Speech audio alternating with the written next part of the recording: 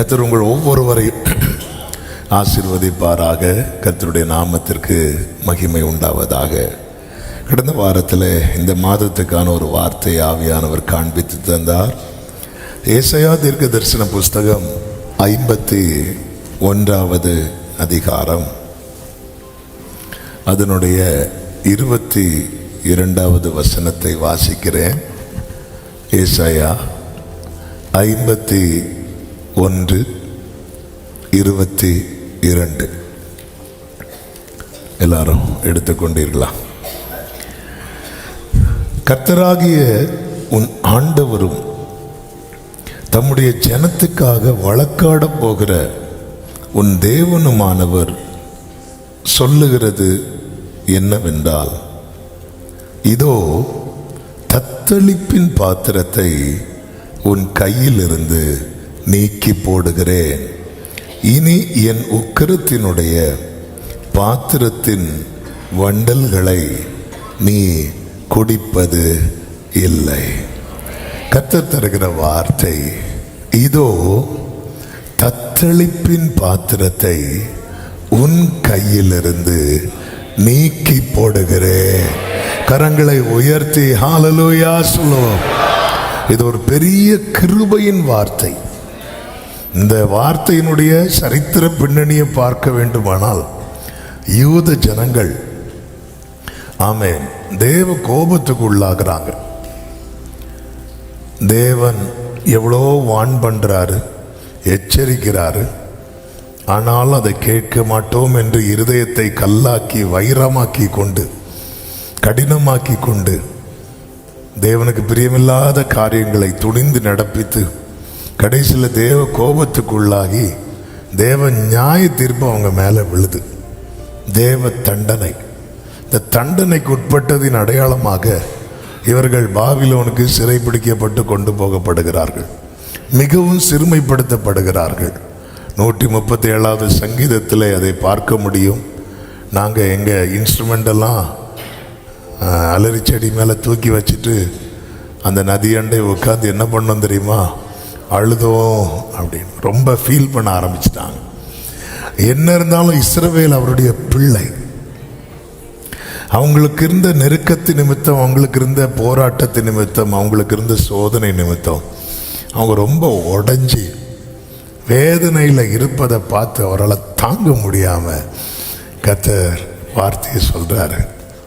எந்த காரியத்தினால நீ தத்தளித்து கொண்டிருக்கிறாயோ அதை உன் கையிலிருந்து நான் நீக்கி போடுகிறேன்.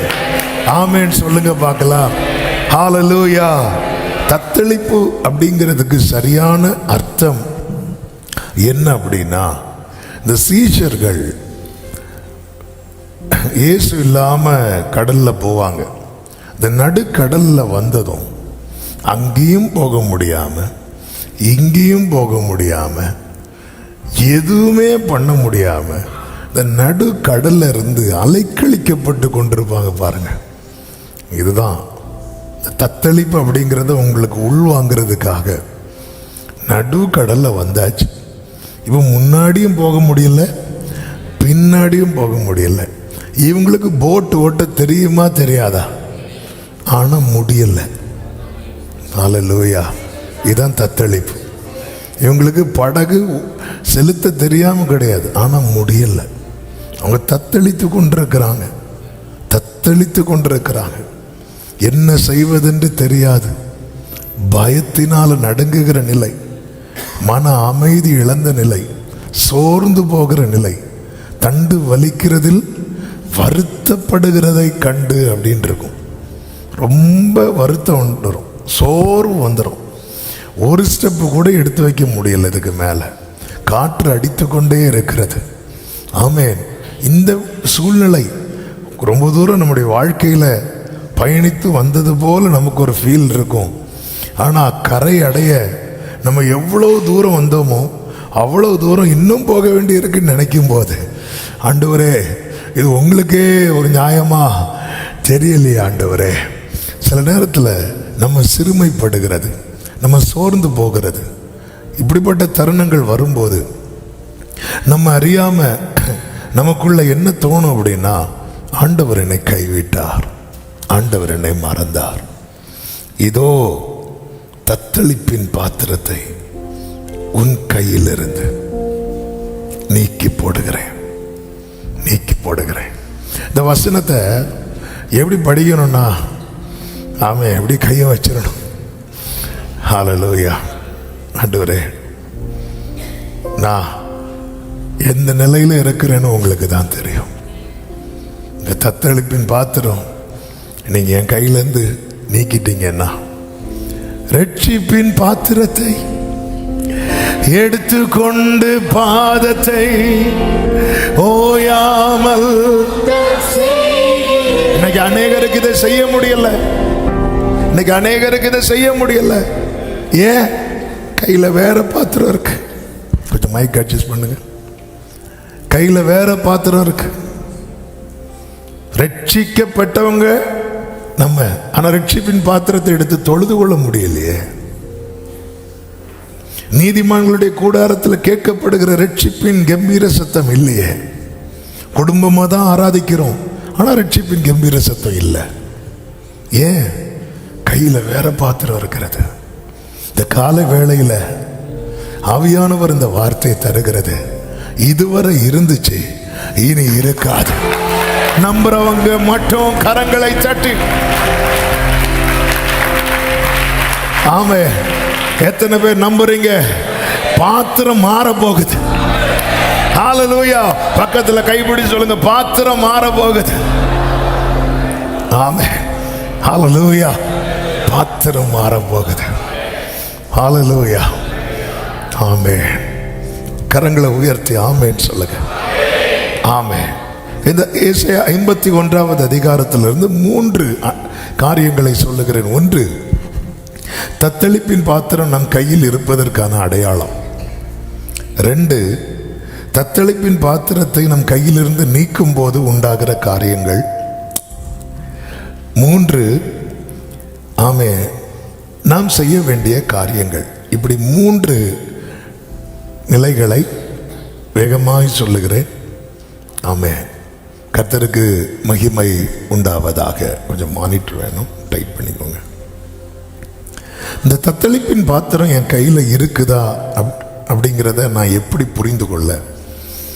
ஆமென். 1, நம்மளால் எழும்ப முடியாது. ஒரு நிலையை விட்டு எழும்ப முடியாது. இந்த 17வது வசனத்தை நீங்கள் பார்த்தீங்கன்னா, ஆண்டவர் தீர்க்கதரிசியை கொண்டு சொல்லுகிறது அதுதான். எழும்பு எழும்பு, கர்த்தருடைய உக்கிரத்தின் பாத்திரத்தை அவர் கையில் வாங்கி குடித்திருக்கிற எருசலேமே, எழுந்து நெல்லு. தத்தளிக்க செய்யும் பாத்திரத்தின் வண்டல்களை உறிஞ்சி குடித்தாய் என்று சொல்லப்பட்டிருக்கிறது. எழும்ப முடியாது, எழும்ப முடியாது. ஆமென். தத்தளிப்பின் பாத்திரம் ஒரு லெவலுக்கு மேலே. ஆமென். நம்முடைய வாழ்க்கையை திரும்பி பார்க்கணும். என் கையில் இந்த தத்தளிப்பின் பாத்திரம் இருக்கிறதா? நல்ல மலையாளத்தில் சொல்லுவாங்க, பச்சை பிடிச்சி இப்போதான் வந்துச்சு அப்படிம்பாங்க. பச்சை பிடிச்சுன்னா என்ன தெரியுமா? ஒரு செடி வச்சு அதில் அப்படியே அந்த இலை துளிர்க்க ஆரம்பிக்கும் தெரியுமா? அப்படியே வரும்போது பரவாயில்ல, அது வளர ஆரம்பிச்சு நினச்சி அடுத்த நாள் பார்த்தா பட்டு போயிருக்கும். ஆமென். இப்போதான் கொஞ்சம் பச்சை பிடிச்சி வந்த மாதிரி இருக்கும். கர்த்தருக்கு மகிமை உண்டாவதாக. அந்த நேரத்தில் அவ்வளோதான், அவ்வளோதான். ஆண்டவரே, நம்ம லைஃப்பை பார்க்கணும். ஒரு நிலையை விட்டு ஏன் எழும்ப முடியல? ஏன் வளர முடியல? யோசேப்பை குறித்து வேதம் சொல்லப்பட்டிருக்கிறது. யோசேப்பு கனித்தரும் செடி, அதன் கொடிகள் சுவர் மேல் படர். ஆனால் நமக்கு முன்னாடி ஒரு சுவர் இருந்தால் அதுதான் நம்ம டெட் எண்டாக இருக்கும். அதுக்கு மேலே முடிஞ்சு. யாராவது ஒரு சுவரை கட்டிட்டாங்கன்னா நம்ம கதை முடிஞ்சு, எல்லாம் முடிஞ்சு, அவ்வளோதான். 20 வருஷத்துக்கு முன்னாடி பண்ண ஜெபம் அவ்வளோதான், அதுக்கு மேலே எழுத முடியாது. அதே சங்கீத பகுதி தான், அதுக்கு மேலே முடியாது. ஏன்னா அடுத்த லெவல் போகலான்னா யாராவது வந்து சுவரை கட்டிடுவாங்க. சுவரை கட்டினாலே முடிஞ்சு. சுவரை கட்டிட்டான், சுவர்ன்னு சொன்னாலே முடிஞ்சு. லைஃப்பில் எழும்ப முடியல. இந்த 1ஆம் தேதி காலை வேளையில் இதை வந்து ஒரு செய்தியாக கேட்கறதுக்கு மேலே ஆண்டவர் என்னை எழும்ப வைக்கிறதற்காக, இந்த நிலையிலிருந்து அடுத்த நிலைக்கு நான் எழும்ப வேண்டும் என்பதற்காக கர்த்தர் என்னோடு கூட பேசி கொண்டிருக்கிறார். தத்தளிப்பின் பாத்திரம், நீங்க விசுவாசத்தோடு அதை பாருங்கள். உங்க கையில் இருந்த தத்தளிப்பின் பாத்திரத்தை அவர் நீக்கிட்டார்னா ஹல்லேலூயா, எழும்ப முடியும். என்னை எழும்ப பண்ணும். ஆமென். நான் எழும்புவேன். எழும்ப பண்ணுகிற கர்த்தர், எழும்ப பண்ணுகிற கர்த்தர். ஆமென். தத்தளிப்பின் பாத்திரம் கையில் இருந்தா எழும்ப முடியாது. அன்னாள் கையில் ஒரு தத்தளிப்பின் பாத்திரம் இருந்தது. அவள் விசனப்படும்படிக்கு பெனினாள் அவளை பேசிட்டே இருப்பா.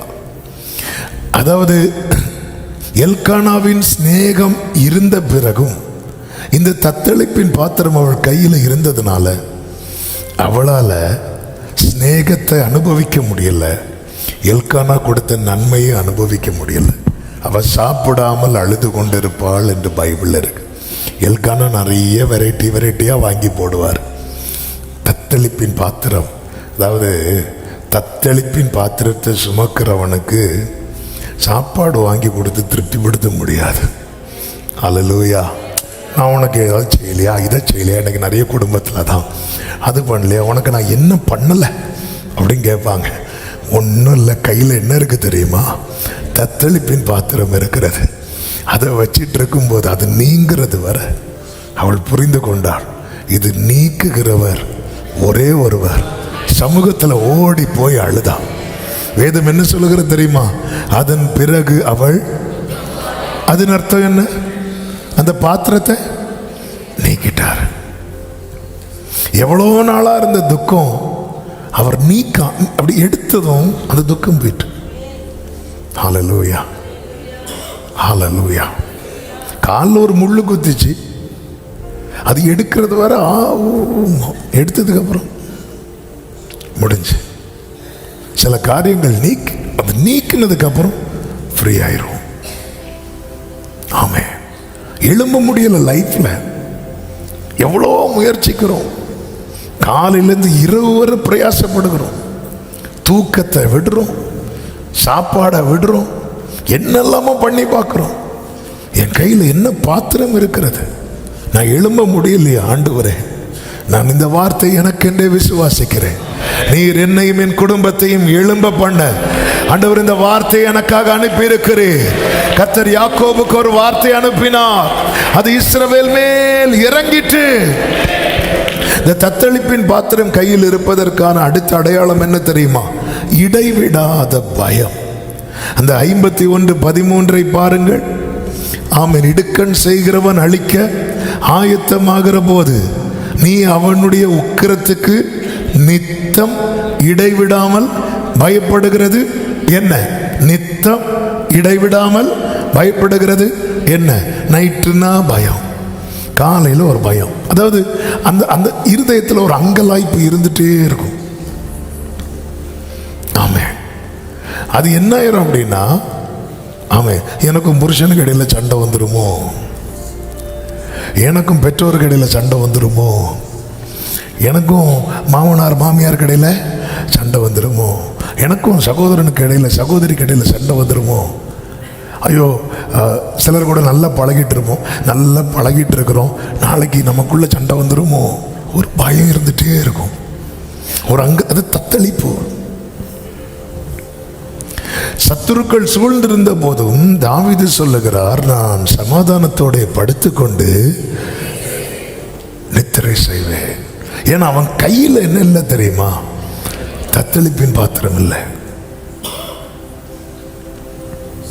ஆமே.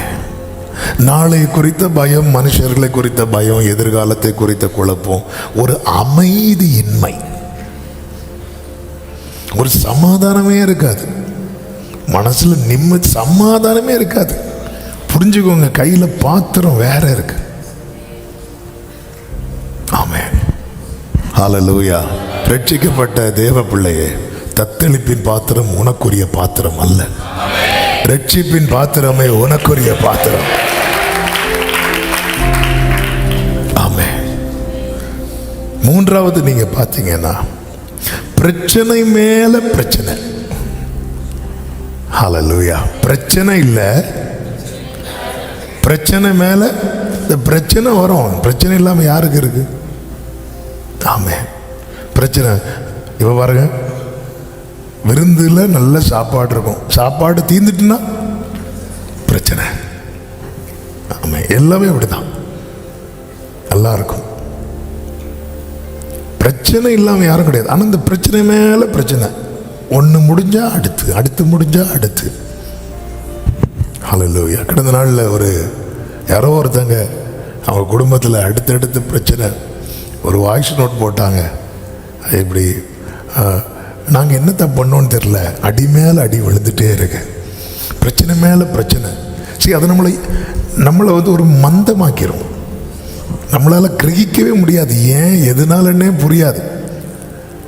இந்த 51வது அதிகாரம் 19வது வசனம், இவ்விரண்டும் உனக்கு சம்பவித்தது, பாழ்கடிப்பு, சங்காரம், பஞ்சம், பட்டயம் வந்தன, யாரை கொண்டு உனக்கு ஆறுதல் செய்வேன்? அப்போ ஒரு காரியம் தெளிவா இருக்குல்ல. ஏதாவது ஒரு பிரச்சனை ரெண்டு பிரச்சனைன்னா நமக்கு சப்போர்ட்டிவா நிற்கிறதுக்கு 2-3 பேர் இருப்பாங்க. ஆனால் ஒருத்தனுக்கு பிரச்சனை மேல பிரச்சனை வந்துட்டுன்னு வைங்களேன், யாரை கொண்டு உனக்கு ஆறுதல் செய்ய யாரும் கிடையாது. இப்படி பிரச்சனை மேல பிரச்சனை வந்த அடுத்தடுத்து துக்கமான செய்தியை கேட்ட ஒரு நபர் பைபிள்ல உண்டு. யாரு சொல்லுங்க? கரெக்டா சொன்னீங்க. யாரை கொண்டு ஆறுதல் செய்ய முடியும்? ஆறுதல் சொல்றதுக்கு 4 பேர் வந்தா பாருங்க, அவன் வராம இருந்திருந்தா யோபு இன்னும் கொண்டாடப்பட்டிருப்பார். அவன் யாரை கொண்டு ஆறுதல் செய்வேன்? முடியாது. அப்ப இந்த தத்தளிப்பின் பாத்திரம் நீங்கணும். நான் சொன்ன அன்னாள் வாழ்க்கையாகட்டும், யோபு வாழ்க்கையாகட்டும், எங்க வாழ்க்கையில ஒரு நிலை வந்த போது கர்த்தர் அந்த தத்தளிப்பின் பாத்திரத்தை நீக்கினார். அன்னாள் தேவ சமூகத்தில் போய் அழுதா, யோபு தேவ சமூகத்தில் அமர்ந்திருந்து கர்த்தர் சொன்னதை கேட்டான். ஹல்லேலூயா. 4வது, கை கொடுக்க ஒருவரும் இல்லாத நிலை. 18வது வசனம், அவள் பெற்ற புத்திரர் எல்லாரிலும் அவளை நடத்துவார் ஒருவரும் இல்லை, அவள் வளர்த்த குமாரர் எல்லாரிலும் அவளை கை கொடுத்து அழைப்பார் ஒருவரும் இல்லை. கை கொடுக்க, உதவியா நிற்க. ஹல்லேலூயா. ஆமென். ஒவ்வொன்றும் சொல்லும் போதும் ஆமென், ஒவ்வொரு காரியம் தான் ஞாபகத்துக்கு வருகிறது. ஆமென். சில வாரங்களுக்கு முன்பதாக ஒரு சகோதரன் வேதனையோடு, எல்லா உறவுகளும் இருக்கிறாங்க, அம்மா இருக்கிறாங்க, அப்பா இருக்கிறாங்க, சகோதரிகள் இருக்கிறாங்க, சகோதரன் இருக்கிறாங்க, ஆனா எங்களை மட்டும் தனியாவே வச்சிருக்கிறாங்க. என்னன்னே புரியலன்னு அப்படி சொல்லி ஒரு தம்பி அழுறான். ஆமாம், நாங்கள் கஷ்டப்படும் போது எங்களை கை கொடுக்கவோ கைப்பிடித்து தூக்கவோ. பல நேரத்தில் இப்படிப்பட்ட சூழ்நிலையில் அநேகர் கடந்து போவது உண்டு.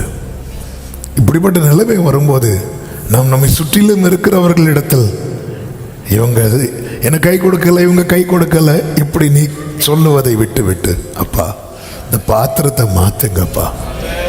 தாவீது சொல்லுவார் அல்லவா, என் வலது புறத்தை கண்ணோக்கி பாரும், என்னை அறிவார் ஒருவரும் இல்லை. ஆமென். கை கொடுக்க ஒருவரும் இல்லை. 5வது, இந்த தத்தளிப்பின் பாத்திரம் நம்ம கையில் இருக்கிறது நிமித்தம் நம்ம கூட இருக்கிறவங்களுக்கு பிரச்சனை, உடன் இருப்பவர்களுக்கும் பிரச்சனை. 20வது வசனம், உன் குமாரர் மூர்ச்சித்து விழுந்தார்கள், அவர்கள் வலையிலே சிக்குண்ட கலைமானை போல எல்லா வீதிகளின் முனையிலும் கர்த்தருடைய உக்கிரத்தினாலும் உன் தேவனுடைய கண்டிதத்தினாலும் நிறைந்தவர்களாய் கிடக்கிறார்கள். எருசலேமே, உன் கையில் இந்த தத்தளிப்பின் பாத்திரம் இருக்கிறது நிமித்தம் உன் குடும்பத்துக்கு பிரச்சனை, உன் பிள்ளைகளுக்கு பிரச்சனை. ஆமென். ஹல்லேலூயா.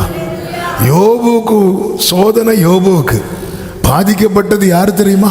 யோபுவின் குடும்பம்.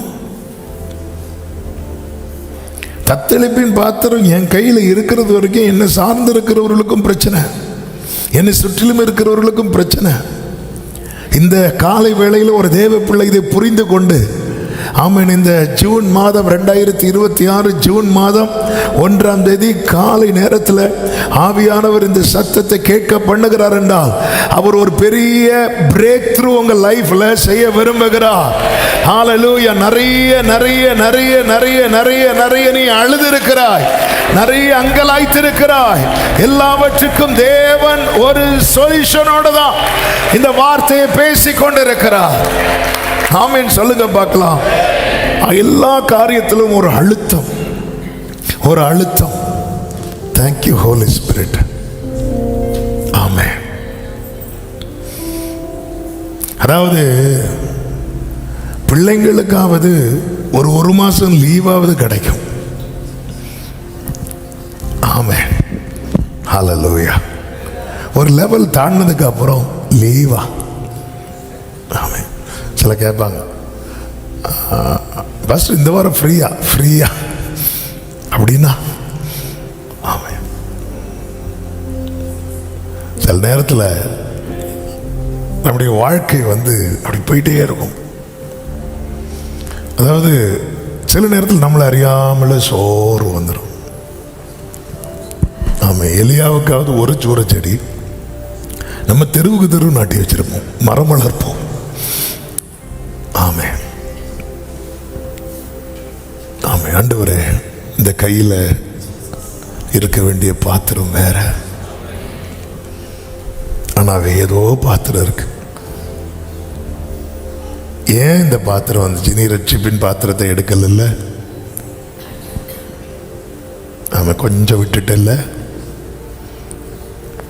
இந்த ஜனத்தை நான் எனக்கென்று, இவர்கள் என் துதியை, ஆனாலும் யாக்கோபே நீ என்னை நோக்கி கூப்பிடல.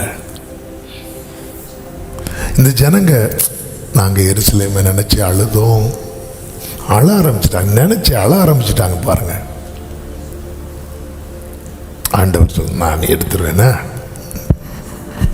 உன் கையில் இருந்து. நீங்க எனக்கு இந்த வசனத்தை வச்சு வீட்டில் போய் இப்படி நின்றுங்க. அல்லேலூயா. ஆண்டவரே, எனக்கு துதிக்கணும். ரட்சிப்பின் பாத்திரத்தை எடுத்துக்கொண்டு பாதத்தை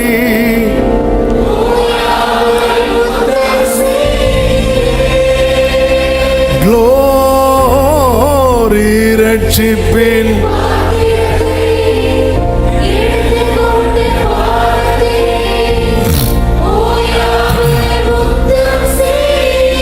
அவ்வளவுதான். இந்த தத்தளிப்பின் பாத்திரம் நீக்கப்பட அந்நாளை போல தேவ சமூகத்தில் போய் உட்கார்ந்து ஆண்டவர் சமூகத்தில் அழுங்க. இந்த எசேக்கியா ராஜா வியாதிப்பட்டு மரணத்துக்கு ஏதுவான ஒரு வியாதியில் இருக்கும்போது கர்த்தர் தீர்க்கதரிசி அனுப்பி சொல்லுவோம், வீட்டு காரியத்தை ஒழுங்குபடுத்தும். அவ்வளவுதான். நெஞ்சே வெடிக்கும் மாதிரி இருந்துச்சு. ஓன்னு அழ ஆரம்பிப்பார், அழ ஆரம்பிப்பார். ஆண்டவர் அந்த தத்தளிப்பின் பாத்திரத்தை எடுத்துருவார். அவர் சொல்றாரு, ஆண்டவரே, ஏசாயா 38வது அதிகாரத்தில்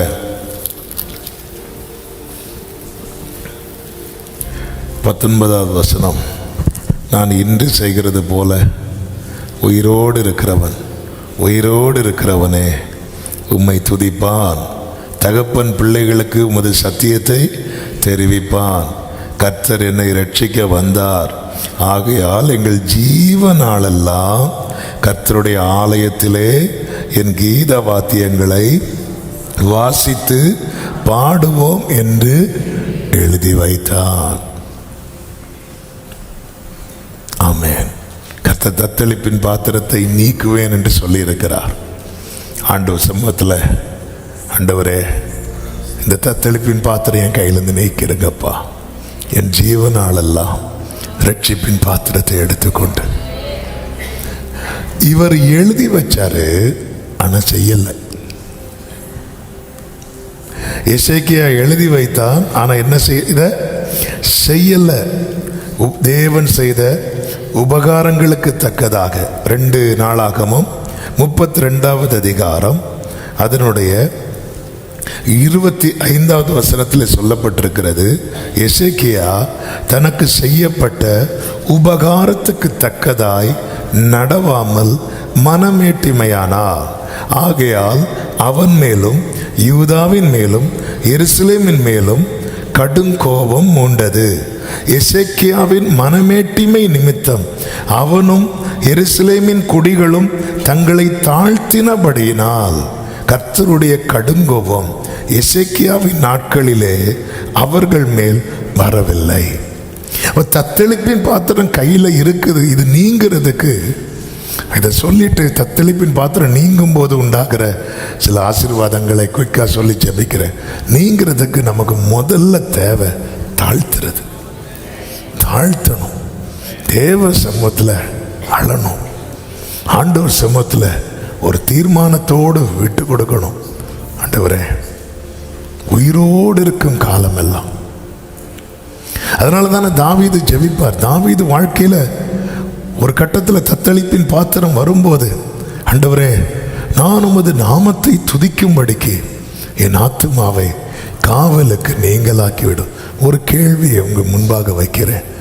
அந்த அவரை துதிக்கிற துதி நம்முடைய வாழ்க்கையில் எங்கேயோ குறைய ஆரம்பித்த போது இந்த பாத்திரம் நம்ம அறியாமல் நம்ம கையில் வந்துட்டு, ஆமை, இன்னைக்கு ஒரு அங்கலாய்ப்பு, தத்தளிப்பு, பிரச்சனை மேலே பிரச்சனை, யாரும் கை கொடுக்க இல்லை. ஆமே, ஆண்டவர் இப்படிப்பட்ட ஒரு நிலைமையில்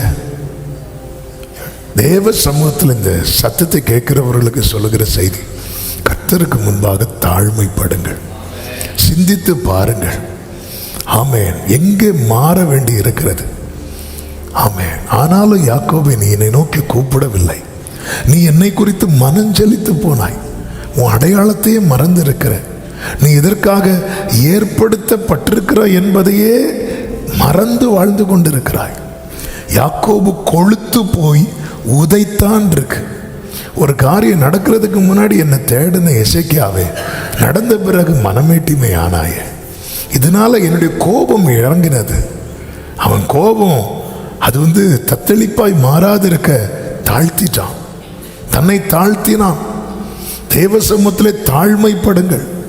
அவருடைய கோபம் ஒரு நிமிஷம், ஆனால் அவருடைய தயவோ நீடிய வாழ்வு. இந்த நாட்களில் என்ன தேவை?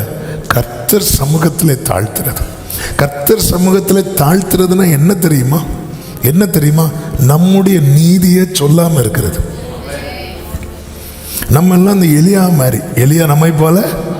எலியா பாருங்க, எனக்கு அந்த 3 வாரம் அது பேசிட்டு இருந்தனால போன வாரம் ஒரு வார்த்தை எனக்கு ரொம்ப ஸ்ட்ரைக் ஆச்சு. என்ன அப்படின்னா, சூறை செடிக்கு கீழே படுத்து இருக்கும்போது எலியா சொன்ன வார்த்தை என்ன சொல்லுங்க? கரெக்டாக சொல்லுங்க. ஆண்டவரே, என் பிதாக்களை பார்க்கிலும் நான் நல்லவன் அல்ல. ஆண்டவர் கிருபை கூர்ந்து அவனை அந்த ஏசபேல் இப்படியிலேருந்து காப்பாற்றினாரா? காப்பாற்றி முடிச்சு பர்வதத்தில் கொண்டு விட்டது. நம்மால் என்ன சொல்றாரு தெரியுமா? நான் பக்தி வைராக்கியமா இருந்தேன். நான் எப்படி இருந்தேன்? நான் இதை சூறை செடி கீழே சொல்லலை. அங்கே பிரச்சனை வேற. அங்கே சொல்றதுக்குள்ள ஏசபேல் கடிச்சிருவான். ஆமே, நம்ம சூறை செடி கீழே நல்லா இருக்கிறோம். கர்த்தருடைய பருவத்தில் நான் ஜோம் பண்ணி என்னத்தை, நீ என்ன ஜோம் பண்ண? உன் ஜபத்தை ரெக்கார்ட் பண்ணி காட்டவா? வேண்டாண்டவர். ஆமே, அல்லேலூயா. ஆமே.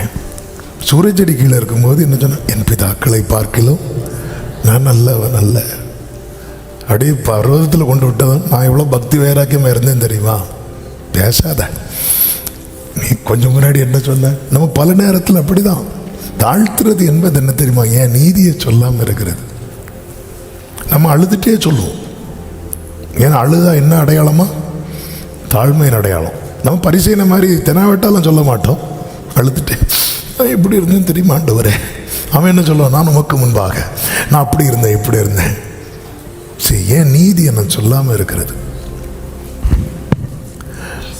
எங்கள் நீதி எல்லாம் அழுக்கான கந்தை.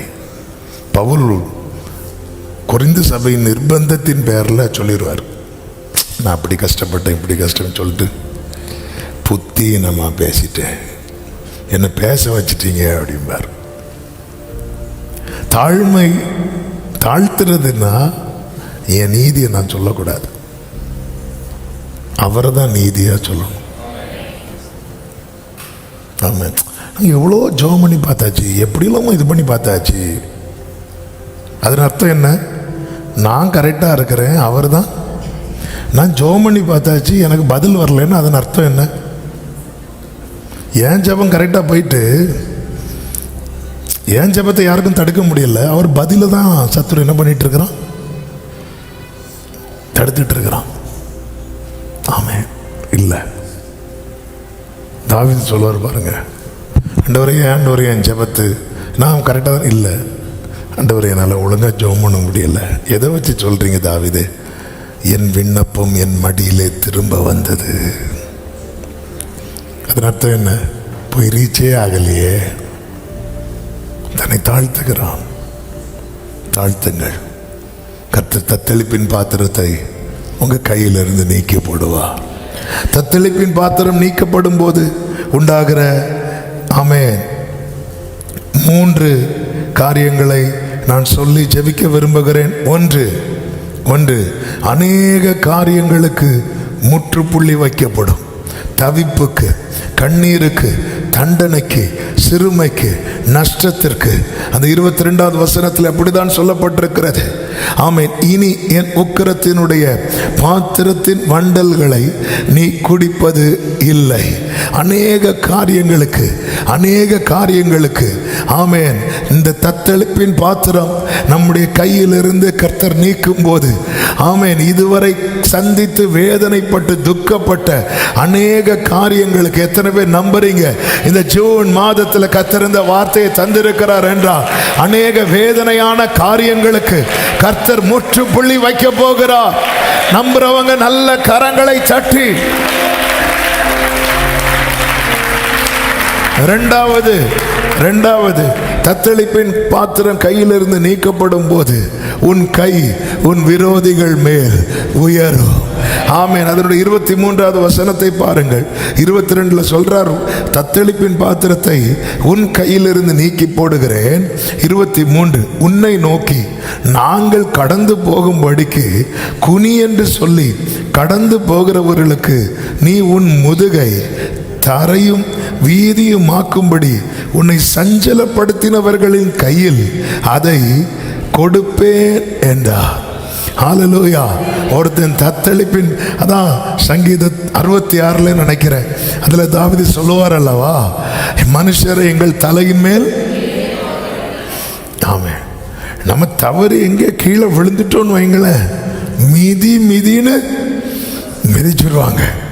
ஏதோ உலகம் ஒரு சின்ன காரியம் நம்மளை பற்றி ஒரு 4 பேருக்கு தெரிய வந்துட்டு அவ்வளோதான். கீழே இருந்து ஒருத்தங்க ஏசப்பா, அவ்வளோதான். ஆமென். மிதின்னு போட்டு மிதிச்சிருவாங்க. எவனை தெரியுமா, அவளை தெரியுமா, அப்படி இப்படி மீதி. ஆமென். ஹல்லேலூயா, ஹல்லேலூயா. ஆமானால தத்தளித்தவன் யார் தெரியுமா? மொர்தெகாய். ஆண்டவர் அப்படியே பாத்திரத்தை மாத்துறார். நாம தத்தளிக்கிறது பிரச்சனை இல்லை, நம்மளால இன்னொருத்தங்க என்ன செய்யக்கூடாது, தத்தளிச்சிட்டு இருக்கு. நம்மளால இன்னொருத்தங்க இந்த தத்தளிப்புக்குள்ள இருக்கிறாங்கன்னா பாத்திரம் மாறும். இனி ஆமேன்னு வராது. ஆமென்.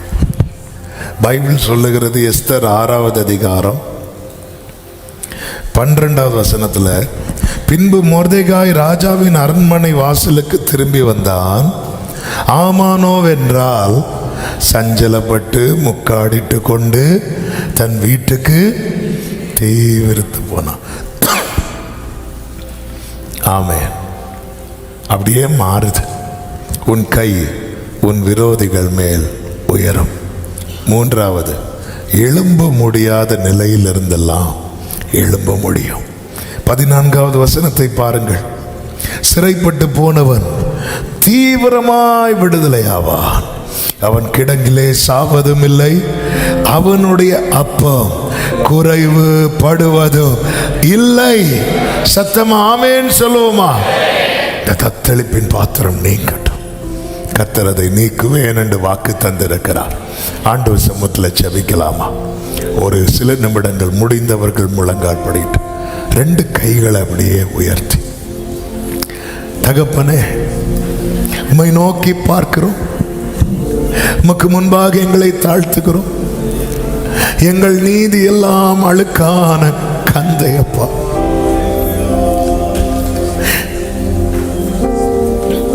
நாங்க எங்க சுயத்தை எங்கேயோ சார்ந்திருக்க ஆரம்பிச்சிட்டோம், பாத்திரம் மாறிட்டு. போதும்பா, இந்த தத்தளிப்பு தாங்க முடியலப்பா.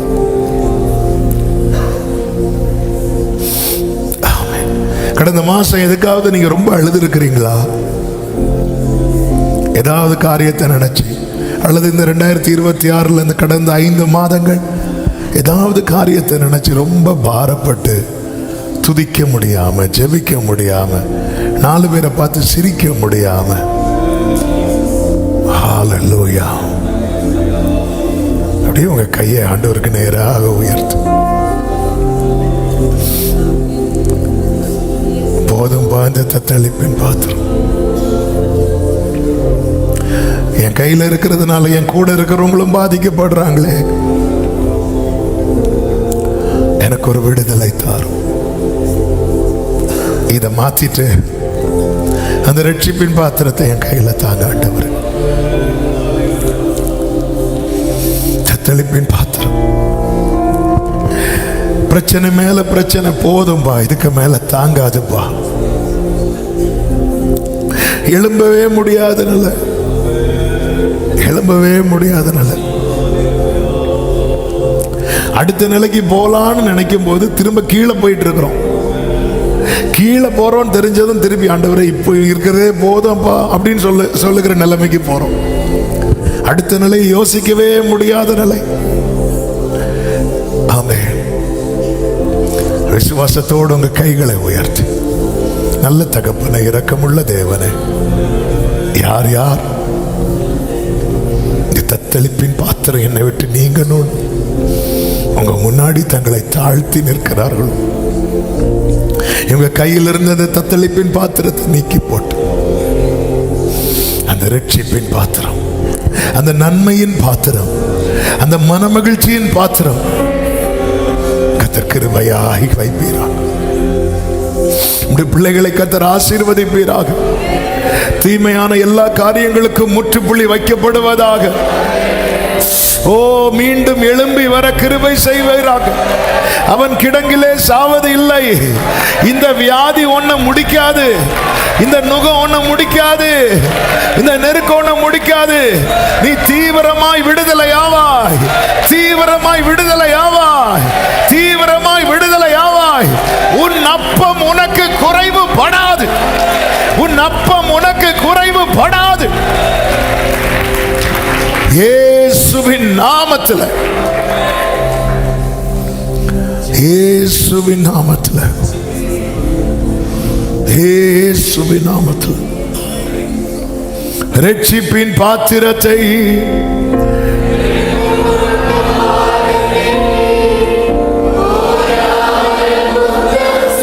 ஜீசஸ், ரட்சிப்பின் பாத்திரத்தை உடகரபல வரபல வரப சந்தரபல வர. மறுபடியும் சொல்லுங்க, ரட்சிப்பின் பாத்திரத்தை, ரட்சிப்பின்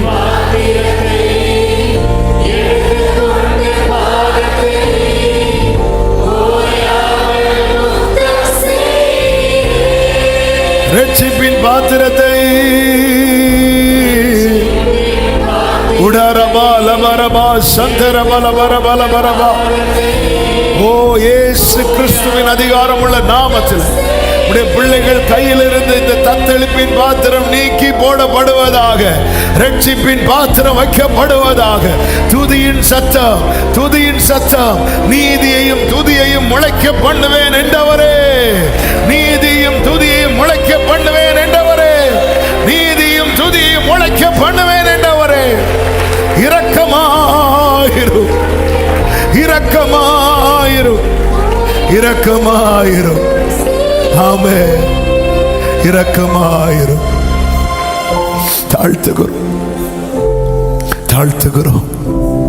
உங்களை நம்பி இருக்கிறோம். நம்பிக்கை தொய்ந்து போன எங்களுக்கு மறுபடி ஒரு நம்பிக்கையை தந்த தயவுக்காக நன்றி. நாங்கள் விசுவாசிக்கிறோம், இந்த தத்தளிப்பின் பாத்திரம் எங்கள் கைகளை விட்டு, எங்கள் குடும்பங்களை விட்டு நீர் நீக்கி போட்டதற்காக ஸ்தோத்திரம். நல்ல கரங்களை தட்டி தேவனுக்கு மகிமை. நன்றி ராஜா, நன்றி தகப்பனே. பரிசுத்த பிதாவே, நல்ல தகப்பனே, நன்றி நிறைந்த இருதயத்தோடு நாங்கள் துதிக்கிறோம், ஸ்தோத்தரிக்கிறோம், மகிமைப்படுத்துகிறோம், வாழ்த்துகிறோம். உங்க கிருபை எவ்வளவு பெரியது. நீர் எங்களை அறிந்திருக்கிறீர். எங்களை அறிந்து, எங்கள் இருதயத்தை அறிந்து வார்த்தைகளை அனுப்புகிறீரப்பா. கோடி ஸ்தோத்திரம். இந்த புதிய மாதத்தை காண செய்த அன்புக்காக நன்றி. உங்க சமூகத்தில் வந்து ஸ்தோத்திரத்தோடு, நன்றி நிறைந்த இருதயத்தோடு இந்த மாதத்தை துவங்க ஆண்டவரே, உம்முடைய தீர்க்க தரிசனமான வார்த்தைகளை கேட்டு பலப்பட நீர் எங்களுக்கு பாராட்டின எல்லா கிருபைகளுக்காக ஸ்தோத்திரம் அப்பா. கர்த்தர் ஒவ்வொருவரையும் ஆசீர்வதிப்பீராக. சமீபத்திலும் தூரத்திலும் இருந்து இந்த சத்தத்தை கேட்ட உள்ளங்கள் உண்டு, நம்பி காத்திருக்கிறாங்க ராஜா.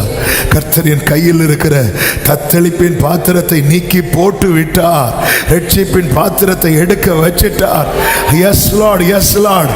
இதுவரை கேட்காத துதியின் சத்தங்கள், ஆடல் பாடல் சத்தங்கள் ஒவ்வொரு கூடாரத்திலும் கேட்பதாக, கேட்பதாக, கேட்பதாக. கர்த்தர் ஆளுகை செய்வீராக. கிருபை உண்டாகட்டும், கிருபை உண்டாகட்டும். இந்த மாதத்தின் ஒவ்வொரு நாளும் பிள்ளைகளுக்கு நன்மையாய், சமாதானமாய், ஆரோக்கியமாய், ஆசீர்வாதமாய் இருக்க கிருபை செய்வீராக. கையின் கிரியைகளை ஆசீர்வதிங்க.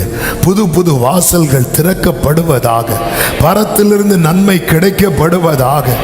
எந்த பலவீனங்களும் ஒருவரையும் மேற்கொள்ளாதபடி காத்துக்கொள்வீராக. போக்கிலும் வரத்திலும் பாதுகாப்பீராக. பிள்ளைங்களுக்கு ஸ்கூல் ஓப்பன் ஆகுதுப்பா, காலேஜ் சில பிள்ளைங்க போறாங்க. கர்த்தருடைய கரம் பிள்ளைகளோடு இருப்பதாக. இந்த புதிய கல்வி ஆண்டு பிள்ளைகளுக்கு நன்மையாய், ஆசீர்வாதமாய் இருப்பதாக என்று ஜெபிக்கிறோம். காத்திருக்கிறவர்களுக்கு காத்திருக்கிறதற்கேற்ற பலனை கட்டளையிடுவீராக. கர்த்தாவே, தேசங்களில் யுத்தங்கள் ஓய்வதாக, வாழ்வாதாரங்கள் சீராவதாக, உம்முடைய நாமம் மகிமைப்படுவதாக. சபையில் நடக்கிற எல்லா ஊழியங்களையும் கர்த்தர் ஆசீர்வதிப்பீராக. வெளி ஊழியங்களையும் கர்த்தர் ஆசீர்வதிப்பீராக. கிருபை பெருகட்டும், உம்முடைய நாமத்தை மகிமைப்படுத்தும். இந்த லேண்ட் காரியத்திலும் கர்த்தருடைய அதிசயமான கிரியைகள் விளங்க பண்ணுவீராக. உம்முடைய நாமத்துக்கு மகிமை வர பண்ணுவீராக. ஒவ்வொருவரையும் சமாதானத்தோடு அனுப்பி சாட்சியாய் கொண்டு வரும். ஒவ்வொரு கூடாரங்களிலே ரட்சிப்பின் கம்பீர சத்தம் கேட்க பண்ணும். உம்முடைய நாமத்தை மகிமைப்படுத்தும். எல்லா கன மகிமை துதி ஸ்தோத்திரங்கள் ஒருவருக்கே செலுத்துகிறோம். இரட்சகர் இயேசுவின் நாமத்தில் பிதாவே, ஆமீன். சேர்ந்து சொல்லுவோம். என் ஆத்துமாவே கர்த்தரை ஸ்தோத்திரி, என் முழு உள்ளமே அவருடைய பரிசு நாமத்தை ஸ்தோத்திரி. என் ஆத்துமாவே கர்த்தரை ஸ்தோத்திரி, கர்த்தர் செய்த சகல உபகாரங்களை மறவாதே.